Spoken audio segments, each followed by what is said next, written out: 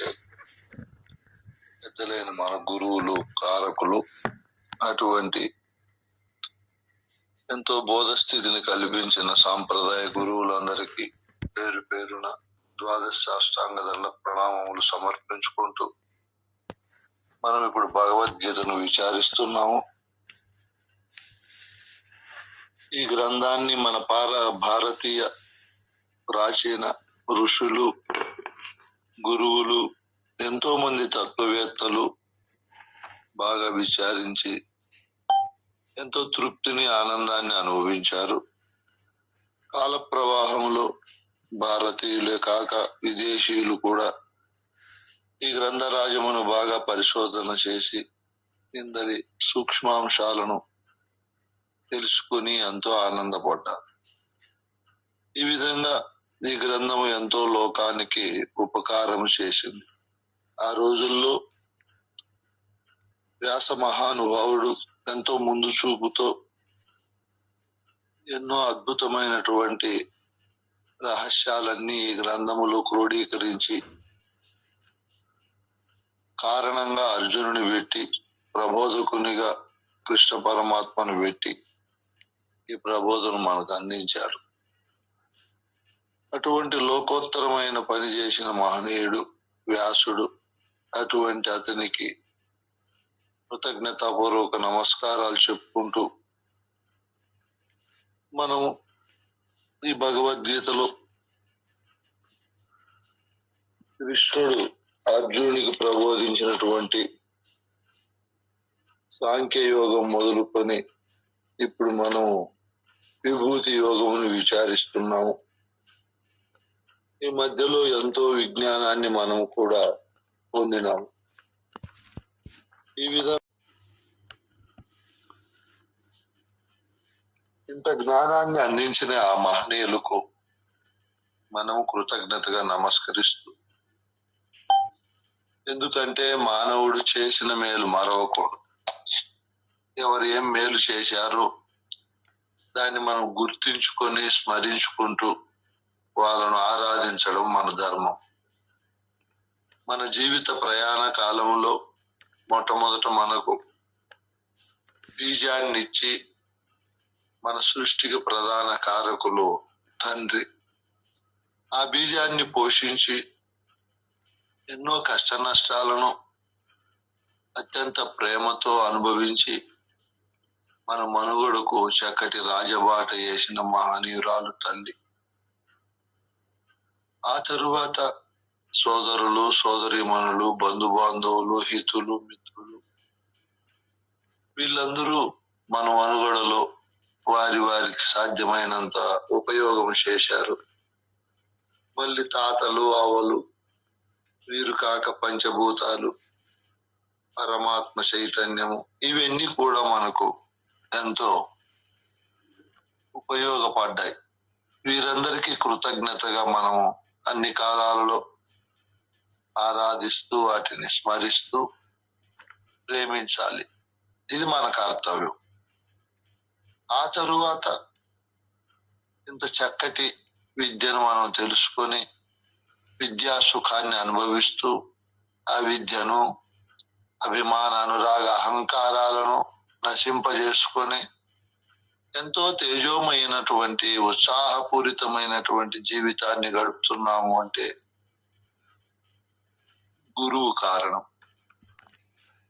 ఇటు గురువును, అటు ముందు చెప్పిన వారి అందరినీ మనం ఆరాధిస్తూ గౌరవిస్తూ మన జీవన విధానానికి సహకరించిన వీరందరికీ అన్ని కాలాలలో కృతజ్ఞతలు చెప్పుకుంటూ ముందుకు పోతున్నాం.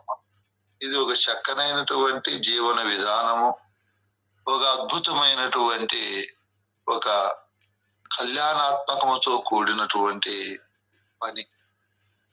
ఇంత ఘనమైన పని అందరూ చేయలేరు. నూటికి ఏ ఒక్కరో చేసిన వారిని స్మరిస్తూ, చేసిన వారి రుణం తీర్చుకుంటూ ఈ విధంగా జీవితాన్ని సార్థకం చేసుకుంటారు. చాలా మంది ఇటువంటి విషయాలు ఆలోచన చేయకుండా వారు సృష్టిలోకి రావడము ఎందుకు వ్యవహారాలు చేస్తున్నారో ఎందుకు జీవిత కాలాన్ని గడుపుతున్నారో ఆలోచన చేసుకోకుండా ఒక లక్ష్యాన్ని, ఒక ఆశయాన్ని జీవితానికి పెట్టుకొని దానిని సంపూర్ణంగా నిర్వహించేకి వాళ్ళు అవకాశం ఉండినా దాన్ని సద్వినియోగం చేసుకోకుండా దండుకున్నామా, వండుకున్నామా, పడుకున్నామా, సంసారం చేశామా అని దీనికే జీవితాన్ని అర్పిస్తారు. పెద్దలైన మానవులు, మన గురువులు, ఋషులు మానవునికి ముందు ఒక కర్తవ్యాన్ని పెట్టాడు. ఆయన సృష్టిలో ఎన్నో జీవరాశులు ఉన్నాయి.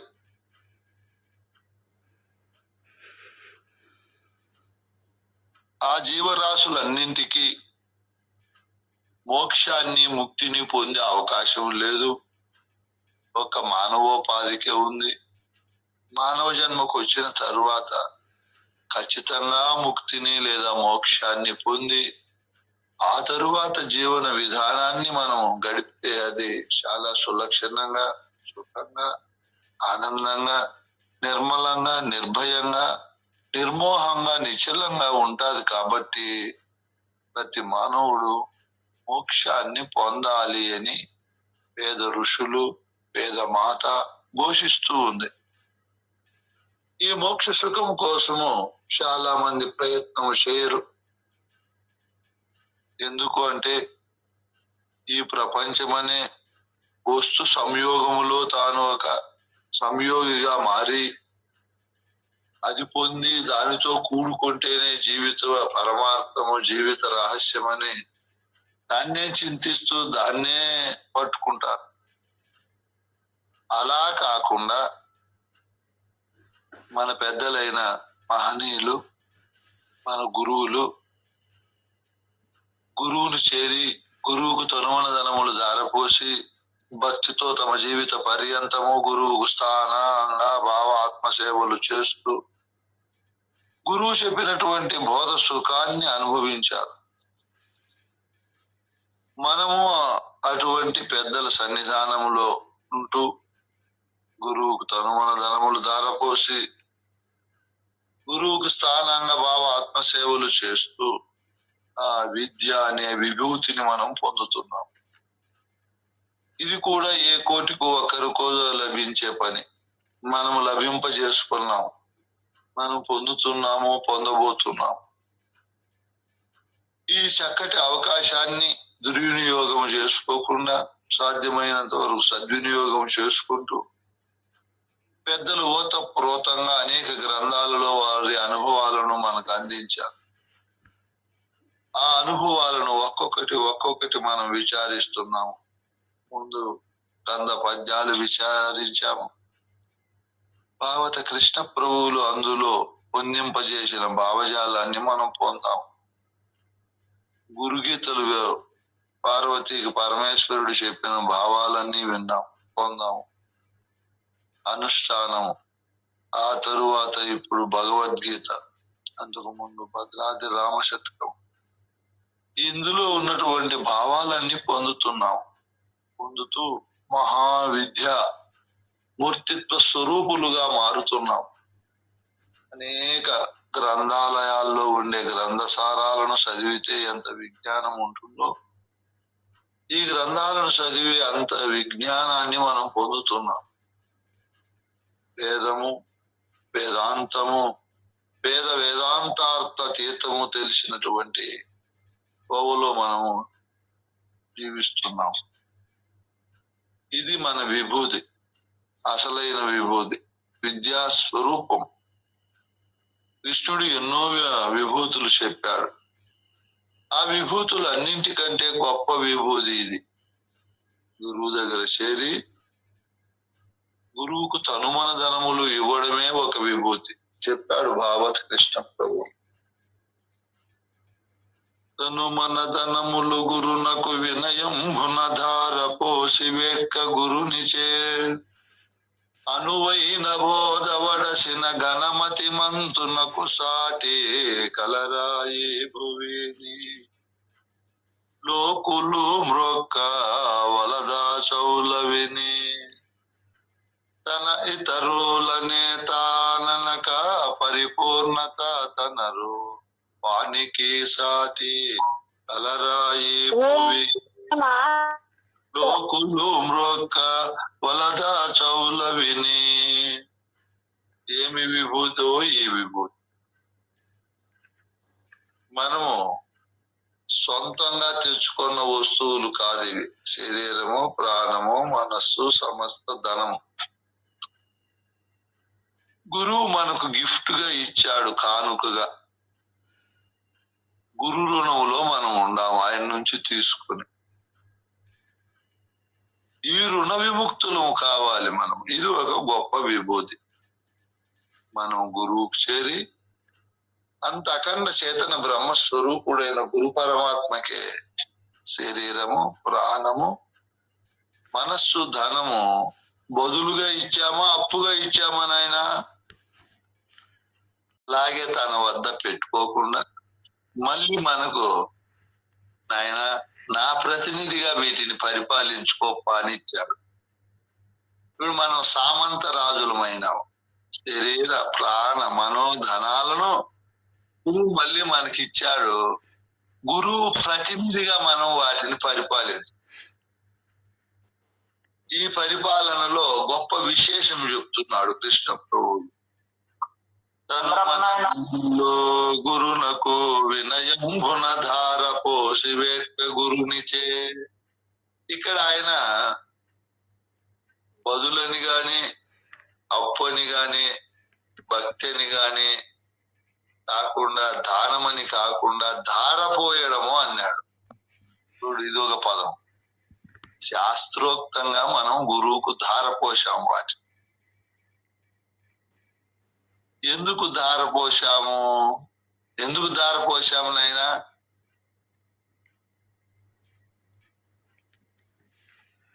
ఆయన ఉంటే మనకు బంధానికి కారణం అవే కదా, కాబట్టి గురువునికి ధారపెట్టుకుంది.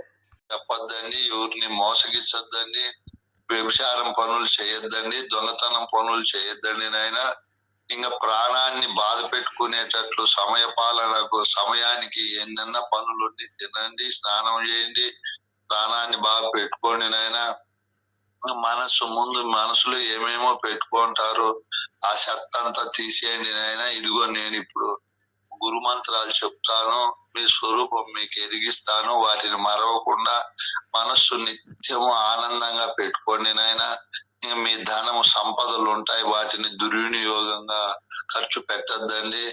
వేరే అసాంఘిక పనులకు, అధికార దర్పణ ప్రదర్శనలకు ఖర్చు పెట్టద్దండి. మీరు మీ ఇంటి పనులకు, గురు కార్యక్రమాలకు, మంచి పనులకు, లోకోద్ధారణకు, లోక కళ్యాణానికి, విశ్వమానవ సంతోష సుఖాలకు ఖర్చు పెట్టండి నాయన అని ఎన్నో కోణాల్లో మొదలుచెప్పి వాటిని పరమ పవిత్రంగా పెట్టుకోమని. అవి గురు వస్తువులు. మహమ్మదీయులు దివ్య ఖురాన్ అని ఖురాన్ను ఎంత పవిత్రంగా పెట్టుకుంటారో, క్రైస్తవులు పవిత్ర గ్రంథం బైబిల్ అని ఎంత పవిత్రంగా పెట్టుకుంటారో, ఇంకా ఏమేం వాటిని పవిత్రంగా పెట్టుకుంటారమ్మా మనుషులో? భగవద్గీత, రామాయణము హిందువులు బాగా పవిత్రంగా పెట్టుకుంటారు. ఇంకా వేరే వేరే వస్తువులను పవిత్రంగా పెట్టుకుంటాం మనం. వేటిని పవిత్రంగా పెట్టుకుంటాము అని మన మనసు పవిత్రంగా పెట్టుకోవాలి. మనకు బుద్ధి, చిత్తము, అహంకారం అన్ని ఇప్పుడు గురువు చెప్పిన ప్రేమ, దయ, కరుణ, జాలి, ఆనందము, ఉత్సాహము, ధైర్యము, నిర్మలము, నిశ్చలత్వము మరియు గురుమంత్రాలు అనే పవిత్రమైన వస్తువులను హృదయములో పెట్టుకోవాలి. ఎప్పుడు గురునామ స్మరణ చేయాలి. ఇవి గురువుకు మనం సమర్పించి, గురువు మళ్ళీ మనకి ఇచ్చిన తరువాత ఇట్లా మాట ఇచ్చి వీటిని పవిత్రంగా పెట్టుకుంటాము అన్నప్పుడు ఇప్పుడు గురువు ఇక్కడి నుంచి బోధ ప్రారంభిస్తాడు. నమ్మకం కలుగుతుంది మన పైన. ఇది తరువాత జరిగే తంతు. పోయి పోకనే గురువుకి ఎందుకు దారిపోస్తాము అంటే, శాస్త్రోక్తంగా దారపోసేది ఎందుకు అన్నప్పుడు మనం గురువు దగ్గరికి పోతాము. పోతానే ఏమైనా వచ్చినా ఉపదేశం కావాలని వచ్చా స్వామి అంటాడు. అప్పుడు నాయన నేను చెప్పే ఉపదేశం నీ ఆకలిని తీర్చదు, నీ దప్పికను తీర్చదు, నీకు అన్ని సుఖాలను ఇవ్వదు నాయనా. ప్రపంచములో ఆహారము, నిద్ర, నీరు, వస్త్రము, గృహము, భార్య, పిల్లలు ఇవే నీకు ఆనందాన్ని కలిగిస్తాయి నాయనా.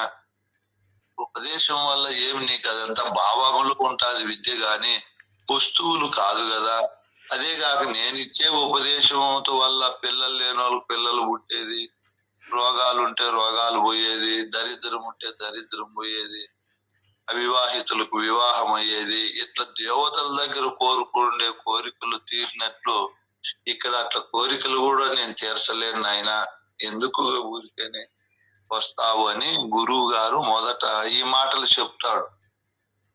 అప్పుడు శిష్యుడు, స్వామి అవన్నీ నేను పరిశోధన చేశాను, అనుభవించాను, అందులో సారము నిస్సారమై ఉంది.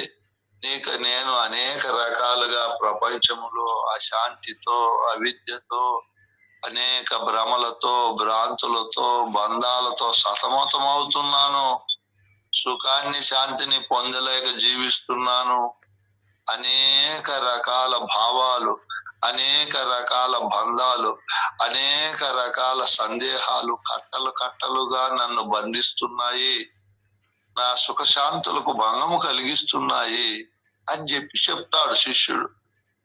అయితే బిడ్డ, శిష్య, నీకు దేని వల్ల సుఖం లేదురా, దేని వల్ల శాంతి లేదురా, దేని వల్ల నిరంతరము ఆటుపోటులతో అలజడితో జీవిస్తున్నావు నాయనా, దిక్కుదోసని స్థితిలో ఉన్నాను అంటున్నావే, ఏమిరా, నీకు ఎవరురా అంత బాధ కలిగిస్తున్నారు అని అడుగుతాడు గురువు. శిష్యునిలో గురువే ఆలోచనలు, ప్రశ్నలు, శిష్యునిలో గురువే ఉత్తమోత్తమ తెలివితేటలు కలిగిస్తాడు. ఇట్లా ప్రశ్నల రూపంలో ఆయనకు ముందు తెలియనివన్నీ తెలియజేస్తాడు గురువు. అంత పద్ధతిగా మేలుకొల్పుతాడు.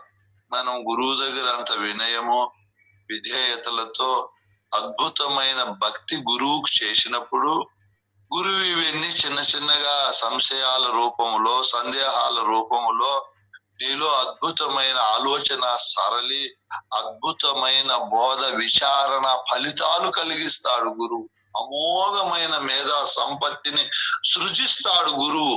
లేని దాన్ని సృజిస్తాడు నాయన గురువు. అట్లా మహా బీజాలు నాడుతాడు, వాటిని మహావృక్షాలుగా మారుస్తాడు. వీళ్ళు ఆలోచన సరళి లేకెత్తిస్తాడు. అప్పుడు వీడు ఆశ్చర్యపడతాడు. అప్పుడు చెప్తాడు, ఏమిరా నీకు ఎవరితోరా అంత సమస్యలు, బాధలు, భూమితోనా, జలంతోనా, అగ్నితోనా, వాయువుతోనా, ఆకాశంతోనా అంటాడు. వీరికి ముందు తెలియదు. ఆలోచన చేసి అప్పటికప్పుడు వాటితో కాదు స్వామి, అవి ఇంకా నాకు శాంతిని, సుఖాన్ని ఇస్తున్నాయి. భూమి అద్భుతమైన ఔషధాలతో ఆహారం ఇస్తా ఉంది, జలము దప్పికను తీర్చే నీటిని ఇస్తా ఉంది, అగ్ని ప్రకాశాన్ని ఇస్తా ఉంది, గాలి ప్రాణవాయువు ఇస్తా ఉంది, ఆకాశం శబ్దాన్ని కలిగిస్తా ఉంది. అవి నాకు మేలు చేస్తున్నాయి గాని కీడు చేయలా, నన్ను బాధ పెట్టలేదు అంటాడు. మరి ఎవరు రా అంటాడు గురువు. దగ్గరికి తీసుకొస్తాడు. ఇంకా మీ అమ్మ ఏమన్నారా అంటాడు, నేను ఆయన ఏమన్నారా అంటాడు. వీడు కాదంటాడు. అమ్మ నాయన ఏమన్నా మనకు బాధ కలిగించి, భ్రమలు కలిగించి మన సుఖశాంతులకు అడ్డపడతారా నాయనా? నాయన అడ్డుపడరాయా? ఎప్పుడు అడ్డుపడరు స్వామి. భార్యకు భర్త, భర్తకు భార్య ఏమన్నా సుఖశాంతులకు అడ్డుపడతారా?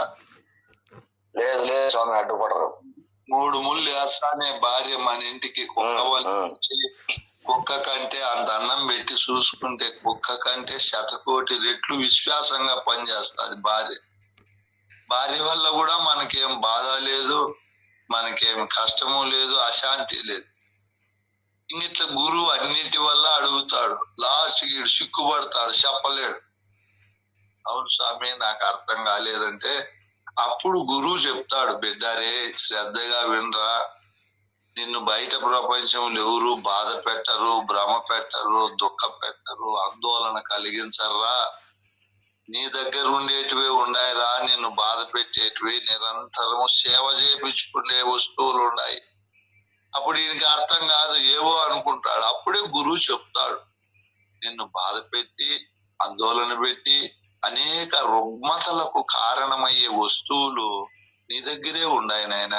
అవేరా శరీరము, ప్రాణము, మనస్సు, ఇంకా వ్యవహార కర్మకాండలతో కూడిన ధనలంపట అంతా కూడా నిన్ను బాధ పెడతాయిరా. నేననే ఆత్మే వాటికి సేవ చేయాలి. రోజు శరీరానికి సేవ చేయాలి. ఎంత చేసినా దానికి జబ్బులు వస్తాయి. ఓసారి పుట్టింది, ఓసారి మరణిస్తుంది. రోజు ప్రాణానికి సేవ చేయాలి.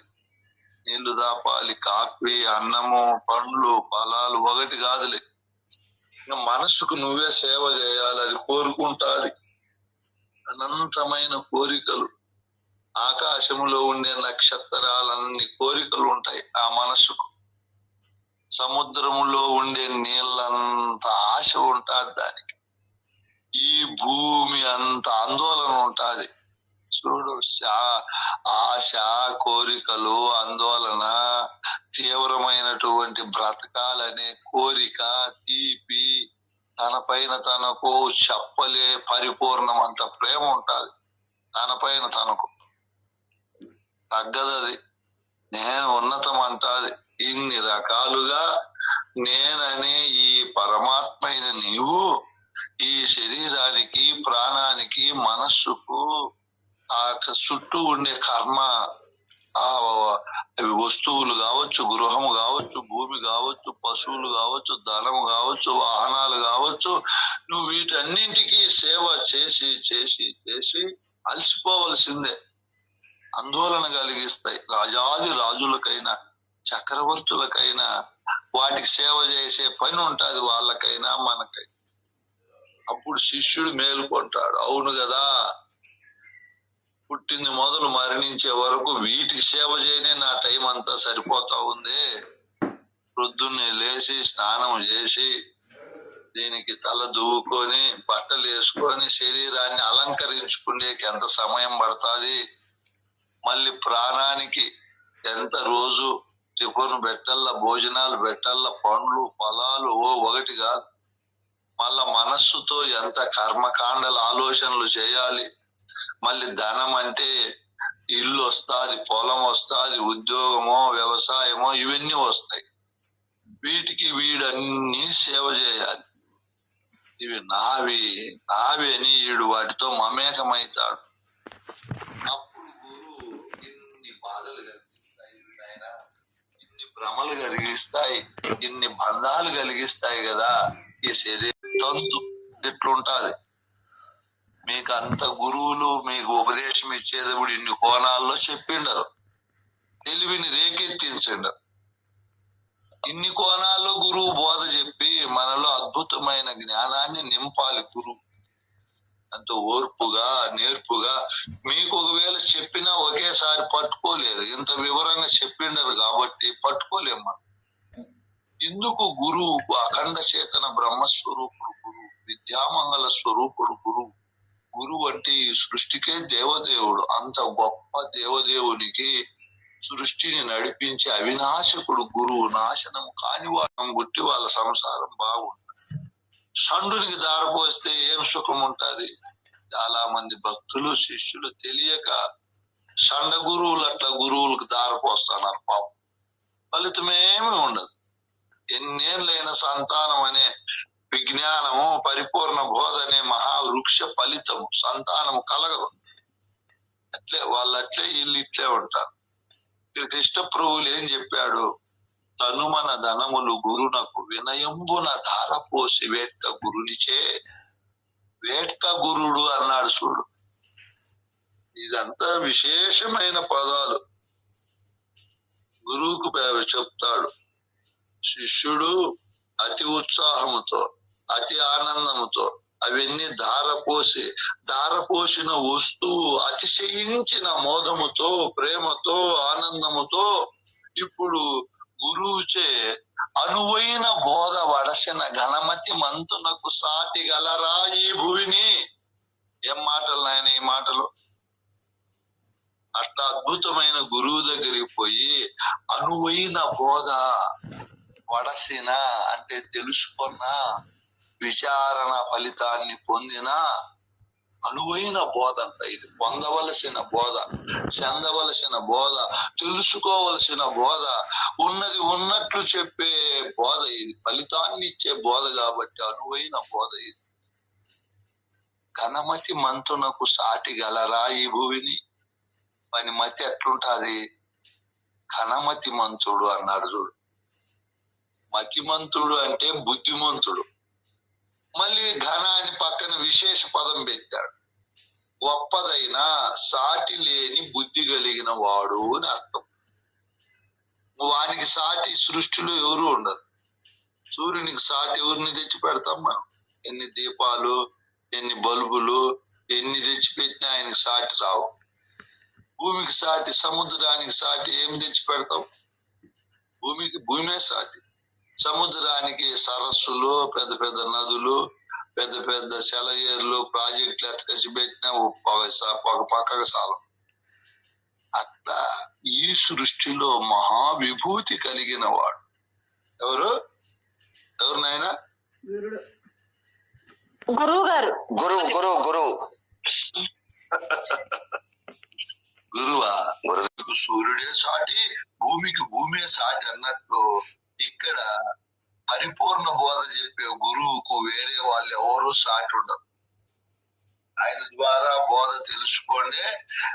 ఘనమతి మంతుడైన శిష్యునికి సాటి కూడా ఎవరు ఉండరు. ఆయనకు ఆయనే సాటి. అదే గొప్ప విభూతి. దానికి మించిన విభూతులు ఎక్కడా ఉండవు.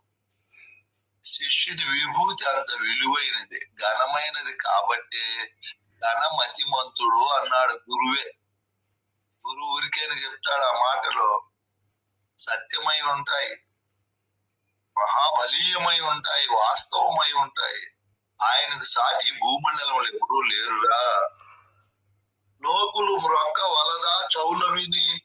ఆయన మాట వింటాని లోకులంతా మ్రొక్కాల్సిందే ఖచ్చితంగా. మ్రొక్క వలదా అంటే ఖచ్చితంగా ఆ పని చేయాల్సిందేనో అని. రాముడు వశిష్ఠునికి ఇవన్నీ ధారపోసి బోధ విన్నాడు. ఆ వశిష్ఠుని ఎవరు మ్రొక్కలేదు చూడమని. ఏందో మ్యూట్ లో పెట్టుకోండి, చిన్న చిన్న శబ్దాలు వస్తానే ఉంటాయి. అట్లా ఈ లోకులు మ్రొక్క వలదా చెవులు విని. మీరు నేను ప్రశ్నలు అడిగినప్పుడు ఆన్ చేసుకుంటారు, మళ్ళీ అయిపోయిన వెంటనే ఆఫ్ చేశారు. తెలివి బాగా హుషారుగా, ఉల్లాసంగా, ఉత్సాహంగా, సమయోచితంగా గురువు దగ్గర పని చేయాల. తెలివి ముందు పాడు పనులకు అన్ని ఖర్చు పెట్టేస్తాం, ఈడ మాత్రం హుషారుగా పెట్టం. అక్కడ ఒక హెచ్చు తగ్గులు ఖర్చు పెట్టినా పర్వాలే, గురువు దగ్గర చాలా చాలా హుషారుగా పని పెట్టాల. దాన్ని గురువు ఏం చెప్తున్నాడు, ఎక్కడ చెప్తున్నాడు. నేను ఇంకా మిమ్మల్ని కొన్ని ప్రశ్నలు అడగను, వాళ్ళు చెప్పలేరు, అవమానపరిచినట్లుంటుంది, ఎందుకు లేదు. ప్రతిదీ అడుగుతామాడు, మీరు హుషారుగా చెప్పాడు కాబట్టి. చెప్పలేరు, ఎప్పటికీ చెప్పలేరు. తెలివి అంతా బయట ఖర్చు పెట్టేశారు. ఎతకచ్చే కాళ్ళు చేతులు అంతా బోరుకు వచ్చినప్పుడు, బుద్ధి పని చేయనప్పుడు గురువు దగ్గరకు వచ్చి పెడితే సుఖమేముంది. మంచి హుషారు టైంలోనే రావాలి గురువు దగ్గరికి. హుషారుగా ఉండే తెలివిని గురువుకే ఖర్చు పెట్టాలి, ప్రపంచ విషయాలు ఖర్చు పెట్టకూడదు. నేను కొన్ని అడుగుదాం అనుకుంటా, మీరు చెప్పలేరు, బాధపడతారు. మళ్ళా ఇందులో గురువులు కూడా ఉండారు కదా పాపం అని. అడిగితేనే కదా మేము తెలుసుకుంటాం. అడగండి, డబ్బులు కూడా చెప్తా ఉంటాం. వశిష్ఠునికి దారిపోచాడు. గురువు కంటే శిష్యునికే పేరు ఎక్కువైపోయాయి చూడండి సృష్టిలో. వశిష్ఠుని ఎవరు అనుకుంటున్నారు? పక్కన అనుకోరు. కృష్ణుని గురువు ఎవరు? కృష్ణుని గురువు ఎవరు? సాందీపుడు అని మనం అట్లా ప్రశ్నించినప్పుడు అనుకుంటాం, కానీ ఒక్క రోజన్న ఆయన అనుకో. మామూలు కృష్ణుడు లోక ప్రపంచ పూజ్యుడైనాడు. ఎందుకు పూజ్యుడైనాడు? ఆయన గురువుకు తను మన ధనమును వినయముగా దారపోశాడు. ఆయనను గురించి లోకులంతా మ్రొక్కేటట్లు అయిపోయినాడు చూడు, అట్లా దారపోశాడు శాస్త్రోక్తంగా మహనీయుడు.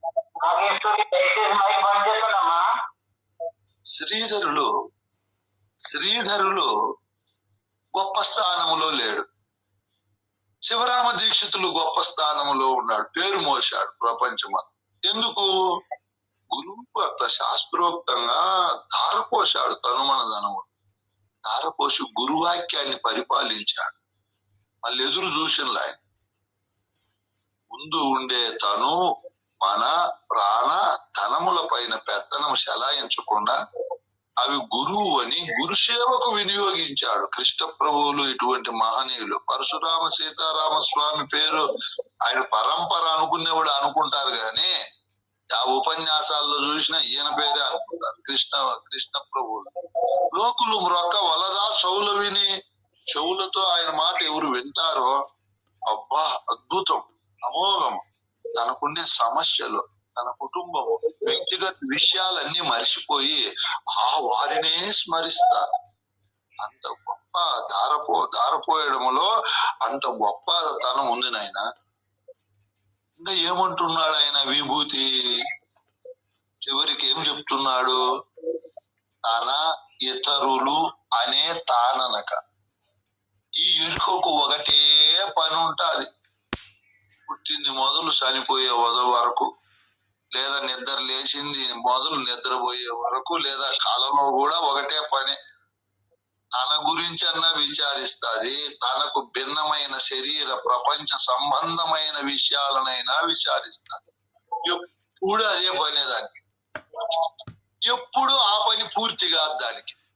1,00,000 సంవత్సరాల ఆయుష్ ఇచ్చిన ఎరుకకు ఆ పని పూర్తి కాదు. ఏ పని అయినా ఇట్లా అని 1,00,000 సంవత్సరాల ఆయుష్ ఉన్నా కూడా దానికి పని పూర్తి కాదు. అంత పని ఉండాలి ఆ ఎరుకు. పోనీ ఇంత పని చేసిన అది సత్యమా, స్థిరమా, శాశ్వతమా? ఎరుక అంతగా పని చేసిందే, అదేమన్నా స్థిరమా, శాశ్వతమా? పోనీ ప్రజల చేత కొనియాడబడేదా? ఏమన్నా ఎంతమంది వచ్చారు ప్రపంచంలోకి, ఎంతో మంది తనకు సంబంధించిన విషయాలను చింతించి ఆలోచించి అందులో బాధపడి భయపడి సుఖపడి ఆనందపడి ఎన్నో కోణాల్లో చేసిపోయినారు. పాపం కోటలు కట్టినారు కొంతమంది రాజభవనాలు కట్టారు, కొంతమంది LICలు కట్టుకున్నారు, ఎన్నో బాధలు అన్నారు. పాపం ఉన్నారా? చెప్పాడు కృష్ణ ప్రభు ఇంకొక అర్థంలో, పరిపూర్ణమనటి పల్కే ఎరుకను బల్పాక్షరములకెచ్చటగా నినంతిరమై ఉన్నది. ఎరుకను బల్పాక్షరముల ఇక కట్టి ఎవరికి తెలియ ఇది మూల. ఈ రహస్యం ఎవరికి తెలియదు అంటున్నాడు మహానుభావుడు. ఏ రహస్యం తెలీదు? పలక అనే పరిపూర్ణంలో పాలపం అనే ఈ ఎరుక శరీరము ప్రపంచానికి సంబంధించిన అక్షరాలు రాసి రాసి రాసి పెట్టి రాసిండే బల్పమా అరిగిపోతా ఉంది, రాయబడిన అక్షరాల తుడిపేస్తే తుడపబడుతుంది. మన బలపాలు ఎన్ని అక్షరాలు రాసిందో బలపాలు.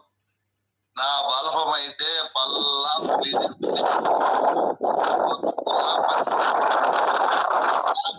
బలపం బలపడుతూ ఉందా? బలపం అరిగిపోతా ఉంది నాయన.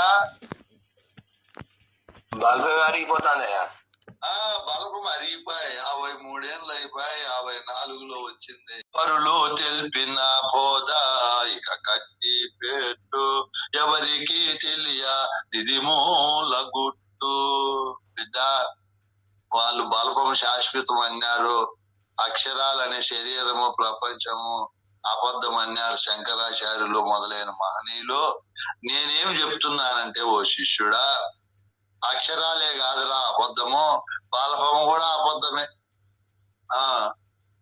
ఇది కూడా అబద్ధమే, అవి అబద్ధమే. పలకనే పరిపూర్ణమే సత్యము. కాబట్టి బిడ్డ, తన నితరులనే తాననక ఏ మాటను వినక, ఇంకా ఏ మాట ఎవరు చెప్పినా వినద్దు. ఎరుకే సత్యము, శాశ్వతము, సత్య జ్ఞానం అనంతము, ద్రష్ట అదే అచలమయ్యుంది, పరిపూర్ణమయ్యుంది, అది శుద్ధ చైతన్యమయ్యుందని ఇట్లా ఎవరు చెప్పినా వినద్దు నాయనా. ఏ మాటను వినక తానని ఇతరులని ఏ వస్తువు అయితే అంటా ఉందో ఆ వస్తువును కూడా నువ్వు విచారించి బోధాగ్నికి బలి చేసి, గురువాక్యానికి బలి చేసి, గురువాక్య పరిపాలనలో శేష జీవితం గడుపునైనా. ఇదే నీ నిజమైన విభూతి. చివరిగా చెప్పే విభూతి. ఈ విభూతి కలిగి ఉంటే ఈయనకు సాటి ఎవరన్నా ఉండారా? లోకులు మ్రొక్క వలదా చౌలవిని పరిపూర్ణత తనరు వానికి. పరిపూర్ణమే ఉంది. నాకు రాకపూర్వం నేనున్నప్పుడు నేను పోయినా అదే ఉంది అని దాన్ని గట్టిగా తనరు నిశ్చయం చేసినటువంటి వానికి సాటి ఎవరున్నారు నాయనా? ఇది అద్భుతమైన విభూతి. ఈ విభూతిని మనం వదలకుండా ఈ విభూతిని ఎందుకు కదా దారిపోసాము? మళ్ళీ గురువు తన వస్తువులను ఇచ్చి వీళ్ళ గురువు అనుకోపో, పరమోత్కృష్టమైన పరిస్థితుల్లో వీటిని పెట్టుకోనాయనా. శరీరాన్ని అంతగా పెట్టుకోవాలి మనం. గురువుది కాబట్టి మనం ప్రతినిధిగా ఉన్నాము. ఇందాక ఒక రూపమానం చెప్పారు. బ్యాంకులో మేనేజర్ ఎట్లా జీతానికి అర్హుడు, ఆ డబ్బులు కోట్లు చూస్తాడు, అయితే అవన్నీ నావి కాదని ఉంటాడు. ఇంక నుంచి మనం దేహం నాది కాదు, గురువుది. దీన్ని పవిత్రంగా పెట్టుకోవాలి. ఎట్లంటే అట్లా మాట్లాడకూడదు, ఎట్లంటే అట్లా వ్యవహరించకూడదు, ఏ పనులంటే ఆ పనులు చేయకూడదు. గురువు అన్ని చెప్తాడు. మన సమయం దగ్గరికి వస్తా ఉంది కాబట్టి మళ్ళీ అవకాశం వచ్చినప్పుడు చెప్తా నేను. గురువు అయితే ఏం పని చేయాలి? శరీరాన్ని ఎట్ట చేస్తే ఇది సార్థకత అవుతుంది, గురు రుణం తీర్చిన వాళ్ళం అవుతాం. ప్రాణాన్ని ఎలా పెట్టుకోవాలి? మన పెద్దలు ఎలా పెట్టుకున్నారు? మనస్సుని ఎలా పెట్టుకోవాలి? మన పెద్దలు ఎలా పెట్టుకున్నారు? ఎంత ధీరులైనారు వాళ్ళు. చెప్పారు పెద్దలు. కంటి నేను అంతట గల అచలమును నే కంటి నా గురు కృపా చేత, నయమైన నా స్వరూపమేమోనే తెలుసుకొంటి. కంటి అచలము తెలుసు కంటి నా స్వరూపము, ఎంత భాగ్యుడాను, ఎంత ధన్యుడాను, ఎంత ఫలమైన బోధానే కంటి. ఎప్పుడు ఇట్లా ఆనందదాయకమైన స్థితిలో తాను చేసే పని చేసుకుంటూ, సంఘానికి బరువు కాకుండా, సంఘములో అనాచార పనులు చేయకుండా, సంఘ శ్రేయోదాయకమైన పనులు, అలసత్వం ఉండకూడదు. గురుబిడ్డలు నీ గురువు ఇట్లా చెప్పాడు కదా, ఏ ముందు లేని సోమరిగా ఉండకూడదు. మనం 24 గంటలు భూమి నుంచి అన్నం తింటున్నాం, జలము నుంచి నీరు తీసుకుంటున్నాం. ఆ శక్తిని తిరిగి సృష్టికే ఖర్చు పెట్టాలి. సోంబేరిగా ఉండకూడదు. ఎన్ని కోట్లున్నా ఉండకూడదు. లోకోపకారమైన పనులు చేస్తానే ఉండాలి. ఈ విధంగా గురువు అన్ని మనకు తెలియజేసి మన యొక్క వేటిని పెంచుతాను ఆయన జ్ఞానాన్ని పెంచుతాడు. చెప్పుకునే పని ఉండదు. ప్రజలు చెప్పేట్టుగా చేస్తాడు గురువు. తనకు తాను చెప్పుకునేది మేలా, ప్రజలు చెప్పుకునేటట్లు చేసేది మేలా? ప్రజలు చెప్పుకునే మేలే. ఓహో, తనకు తాను చెప్పుకుంటున్నాడు. ఎందుకు చెప్పుకున్నాడు ఆయన? ఆయనే చెప్పుకోవాలి కదా అర్జునుడు. ఈయన ఎందుకు చెప్పాడు అని చెప్పాను. గురువే చెప్తున్నాడు తన విభూతులు. ఇక్కడ కూడా మొదలచలము ఎరిగించేదా, విదితముగా లేని ఎరుక వివరింతుపై తొదకు ఎరుకను విడిపిస్తానని చెప్పినట్లు, అది అహంకారంగా చెప్పినట్లు కాదు. ఆయనకి తెలియని స్థానంలో ఉన్నాడు కాబట్టి తన విభూతులన్నీ తెలియజేస్తున్నాడు. ఆయన అర్జున, నేను అంటే తమాషా కాదు. ఇన్ని శక్తులు, ఇన్ని విభూతులు, ఇన్ని రకాల విద్యా ప్రతిభ ఘనత్వాలన్నీ కలిగిన కనుని కాబట్టి నా మాట నువ్వు విన్ను ఆయన అని అర్జునుడిలో తన శక్తి సామర్థ్యాలను అర్జునుడికి తెలియజేస్తూ తన పైన ప్రేమ, గౌరవము ఇనువడింపేటట్లు తన మాటను ఆయన ఖచ్చితంగా తీసుకొని నడిచేటట్లు చేస్తున్నాడు. అందుకు చెప్పాల్సి వచ్చింది. అహంకారంగా కాదు. ఇక్కడ మీరు ఇట్లా చెప్పాల సమాధానం. ఆయన స్వశక్తితో తెలుసుకోలేడు ఆయన విభూతులు. ఇప్పుడు మేము కూడా అట్లే మాట్లాడుతుంటాం. కొంతమంది మా కమలక్క అట్లా వాళ్ళు ఏమంటారంటే, మీరు పరిపూర్ణ బోధ చెప్పేవాళ్ళు మీరు డబ్బా కొట్టుకుంటారు, మా బోధ అని. మన బోధ అంటే మీదేం పోతాది అని. అయ్యో మేము అట్లా అనము, మా స్వభావమై ఉంటాది. గురుమూర్తి కరుణచే ఎరిగి తెలిపితే నేను ఈ పరిపూర్ణ బోధ. పరులు తెలిపిన బోధ ఇక కట్టిపెట్టు, ఎవరికీ తెలియదు ఇది మూల గుట్టు. మా గురువులు అలా చెప్పారు, అది వాస్తవం కూడా. పరిపూర్ణ బోధ అనే మూల గుట్టు. మిగతా ఎంతో మంది గురువులు ఉన్నారు, సాధకులు ఉన్నారు, మహాగణులు గణాపాటీలు అందరూ ఉన్నారు. వాళ్ళకి ఈ కీలు తెలియదు పాపం. అందుకు వాళ్ళకి తెలియదనే సత్యము మన గురువులకు తెలుసు కాబట్టి మా బోధ ఎట్లుంటాది. వాళ్ళు మన గురువులు కూడా శిష్యులు. ఆ వాతావరణం కలిగిస్తూ ఉల్లాసంగా ఉత్సాహంగా గురువును మించిన విద్యా ప్రతిభ పాఠవాలను కలిగించేకి గురువు చక్కటి రాజబాటేస్తారు. అందుకే నేను మీకు ఒకసారి చెప్పాను, 1,000 మంది తల్లులు 1,000 మంది తండ్రులు పడనంత కష్టం గురువు పడతాడు మన కోసం. తన తెలివిని అంత వినియోగిస్తాడు. మీరు జూమ్ లో వింటున్నారు బోధ, వేరే చోట ఎక్కడన్నా వినిరాండి, మీకు రుచించదు బోధ. ఎందుకు రుచించదు? నేను రాత్రి మధ్యలో లేచినప్పుడు మళ్ళీ మీకు బోధ ప్రారంభించే ముందు నిత్య నూతనంగా వీళ్ళకు బోధ చెప్పాలి. వీళ్ళలో ఉత్సాహాన్ని మరియు తపనను చెప్పలేనంత ఉన్నత స్థానానికి తీసుకొని పోవాలి. వీళ్ళల్లో అభ్యసన పద్ధతులు మెరుగుపరచాలి అని నేను తపస్సు చేసి మీకు బోధ చెప్తాను. అది ఖచ్చితంగా ఫలిస్తుంది. మిగతా వాళ్ళు రావడము నేను చెప్తున్నాననే అహంకారాన్ని ముందు పెట్టుకొని వాళ్ళని విమర్శ చేసేది కాదు. వాళ్ళ మనస్తత్వం, వాళ్ళ తపస్సు చేసే బోధ కోసం. అందుకు మీ అభ్యసన ప్రక్రియలో ఇక్కడే అభివృద్ధి అవుతాయి. తెలివితేటలు విశాలంగా పెరుగుతాయి. మీరు 30 ఏళ్ళు 40 ఏళ్ళు 50 ఏళ్ళు శిష్యులుగా గురువులుగా బోధ వినినా కూడా ఇది అంత ఉల్లాసంగా మీ గంటన్నర సేపు మీ మనస్సు ఎక్కడా పోలేదు. నేను కట్టడి చేసే సామర్థ్యం నాకుంటుంది. పెద్ద సభల్లో అయినా మనసులు అందరి మనస్సును కట్టడి చేసేస్తాను. దాన్ని వశీకరణ చేసుకుంటా. వశీకరణ మంత్రం ఉంటుంది గురువు, ఎక్కడా పోకుండా. ఈ విధంగా తపస్సు చేసి శిష్యుల యొక్క అభ్యసన పద్ధతులు మెరుగుపరిచే పద్ధతి గురువు విభూతుల్లో ఒక చక్కనైన విభూతి. ఆ విభూతి మీకు కూడా కలుగుతుంది రాను రా. వశీకరణ, ఈ బోధ కోసం తపస్సు చేయాలి, అది గొప్ప విభూతి. దాన్ని మరవకుండా హృదయంలో ఘనీభవింపజేసుకోవాలి, అది కూడా గొప్ప విభూతి. ఈ 3 గంటలు 4 గంటలు బోధ చెప్తే అప్పుడే అయిపోయిందా అన్నారు చాలా మంది.